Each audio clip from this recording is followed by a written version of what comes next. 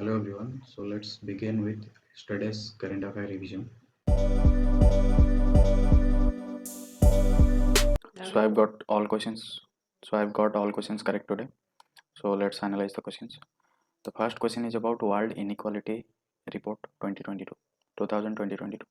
इसमें क्या हुआ है कि जो ग्लोबल इनइक्वालिटी डायनामिक्स है वो बेसिकली इसमें रिसर्च हुआ है एंड ये पब्लिश किया गया है वर्ल्ड इनइक्वालिटी लैब के द्वारा। ठीक। एंड ये बेसिकली एक अप टू डेट डाटाबेस है जिसके तहत ये रिपोर्ट डिसाइड किया गया है एंड डिफरेंट कंट्रीज को रैंक किया गया है। इसमें इंडिया को very poor and unequal nation बताया गया है। ठीक है। एंड ये रिपोर्ट के तहत forest half of the global population 50% of the global population के पास 2% ऑफ द टोटल इनकम जो मनी है 2% ऑफ द टोटल मनी है। तो उसके बाद इंडिया में बताया गया है कि 1% ऑफ द पॉपुलेशन के पास more than 1/5 of the total national income है। ठीक है। तो ये हो गया about the world inequality report and it has been published by which institution, that is world inequality lab. Okay. So the next question is about ecologically sensitive areas. ये question basically Western Ghat के बारे में बात कर रहा है and first statement जो है ecological sensitive areas are ecologically fragile areas which are located within 10 kilometre of protected areas. ये स्टेटमेंट सही है। Ecological sensitive areas are notified by Ministry of Environment, Forest and Climate Change under Environment Protection Act 1986। ये statement भी सही है। तो पहले समझते हैं इकोलॉजिकली सेंसिटिव एरिया क्या होता है। जो भी नेशनल पार्क्स होते हैं, जो भी वाइल्ड लाइफ सेंचुरी होते हैं, उनके सराउंडिंग में 10 किलोमीटर तक प्रोटेक्टेड एरिया को हम इकोलॉजिकली सेंसिटिव एरियाज बोलते हैं। तो ये basically ministry of environment and forest and climate change के अंडर डिसाइडेड होता है एंड ये जो एक्ट से रेगुलेट होता है वो एक्ट को बोलते हैं environment protection act 1986। Okay.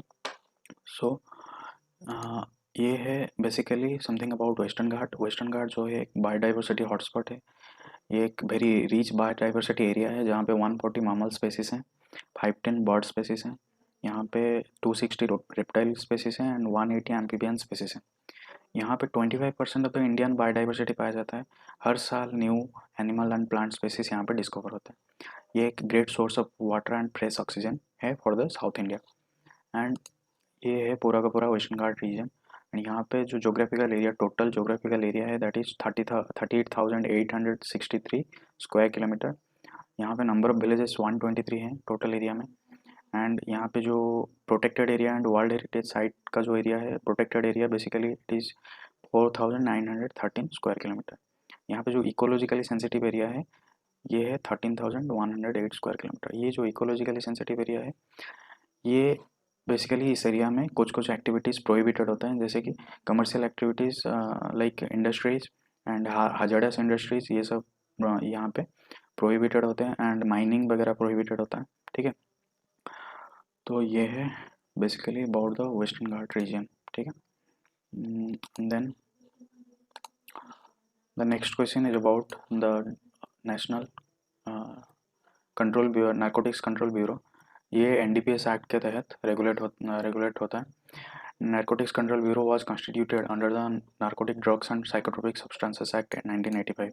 This statement is right.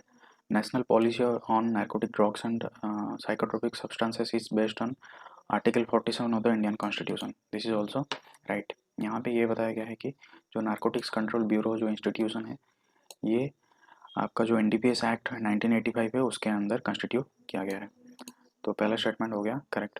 And second statement में बताया गया है कि in the article 47 of the Indian constitution इसमें मेंशन हुआ है कि for the prohibition of intoxicating drugs which are injurious to health. तो इसके हिसाब से ड्रग्स आर प्रोहिबिटेड जो कि इलीगल हैं। विदाउट मेडिसिनल पर्पज़ के लिए जो ड्रग्स यूज होते हैं उसको हम इलीगल ट्रैफिकिंग या इलीगल ड्रग ट्रैफिकिंग भी बोलते हैं। तो आर्टिकल 47 के तहत ये प्रोहिबिटेड है। ठीक है। So statement 2 is correct. Then coming to question 4, it is about the Human Right Council. ठीक है। ये एक इंटर गवर्नमेंटल बॉडी है within the United Nation system. First statement is right.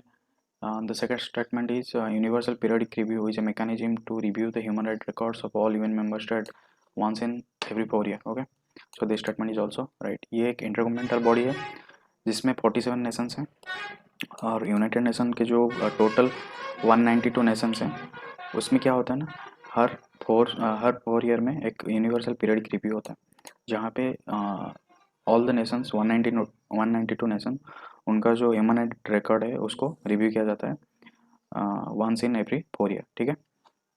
तो उसका जो सेक्रेटेरिएट है that is office of the High Commissioner for Human Right, that is OHCHR, okay. Then the next question is about the committees regarding Western Ghats. यहाँ पे 3 committee mention हुआ है। The first committee is Kasturi Rangan committee, second one is Gadgil committee, third one is TSR Subramaniam committee.